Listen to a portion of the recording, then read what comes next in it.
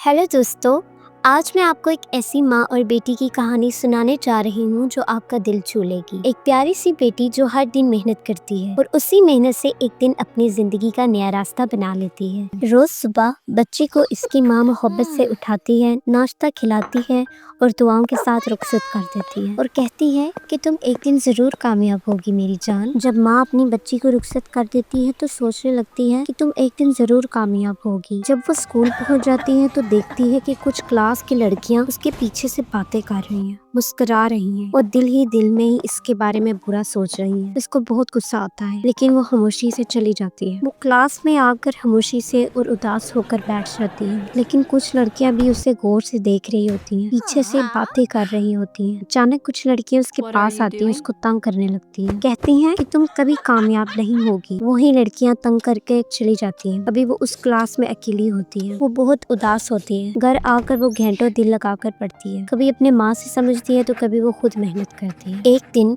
Class में test होता है। बच्ची खामोशी से अपना पूरा टेस्ट ध्यान से करती है और टीचर को दे देती है। जब टीचर उसका टेस्ट चेक करके उसको वापस करती है तो वो खुद भी हैरान रह जाती है कि मेरे इतने अच्छे मार्क्स आए हैं। पीछे बैठी लड़कियां उसे हैरानी से देख रही होती है कि ये क्या हुआ, ऐसे तो नहीं होना चाहिए था। वो छुट्टी होने के बाद दौड़ती है, घर पहुंचती है, खुशी से चीखती है, कहती है अम्मी अम्मी बात सुने। जब माँ आती है तो वो अपना टेस्ट अपनी माँ को देती है। जब माँ उसका टेस्ट देखती है तो बहुत खुश होती है। वो मुस्कुराने लगती है, कहती है कि मैंने तुम्हें कहा था ना कि तुम एक दिन जरूर कामयाब होगी। वो खुशी से उसे गले लगा लेती है।